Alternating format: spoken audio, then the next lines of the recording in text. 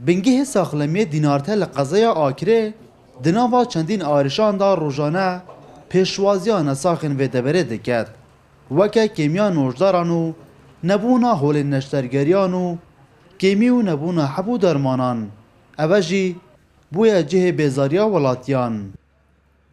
نسبت تاوری پیوسته لیره بیت دانا گلک پیوستیشه چونکو حتی نخوشت مدین آکره گلک تعبید بن و زحمت بن یا ضروریه لیره تاوری بیت دانا چونکه بناتش بچه که قدیمه تقریبا حتی هفته گنده السا و خسته ای و بیناتی وش یک چکه آنما که زوره گلک دکتوریت باش نینا افتش زورت که من بو و خسته جام حاس کن دعوا حکومت کن بیناتی که ماستر بمچه کن دکترا بینن مثلا احتمالا گلک بچه ولایت پیدا بینه بنا آکری وینی و کشاوه ریببری نحیا دینارته جی همان گلی و گفزندین ولاتیان هنه اوت بیجید بریا چند سالان بریا را دروست کرنا هولا که نشترگریان هاد بودان لی هیانها کار لسر نهاتیه کرن نسبت بنگه تندرستی دینارتی راسی بنگه که بچی که کل دیف قبار مازناتی برفریات سنوری ناحیه دینارتی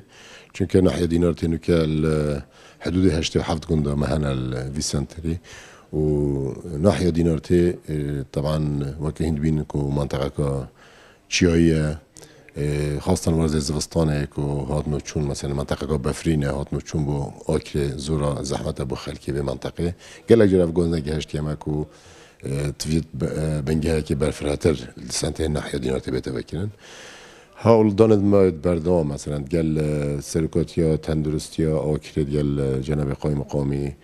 ما هاول داینا و برنامج دا بکو بنگه که تندرستی حرف اید بجنه المصطلح تندرستی کل سنتر دینارتی بیده درست کرد او با افقیرانه پیدا بوده و جاره هکود بجن او پلان همی هاتینا را گرتن دناوا وی بنگهی دا روزانه ولاتین سنتر نحیا دینارته و نزدیک هشته گوندین دوروبر قصدا بین خوشخانه دکن و پتریا جارانجی او نساخن خواه دبن جبوی آکره و دهوکه او جبلی کو گلک جاران او درمانان لدر بی بینگهی دکرن دلبرین غازی کردسات نیوز آکره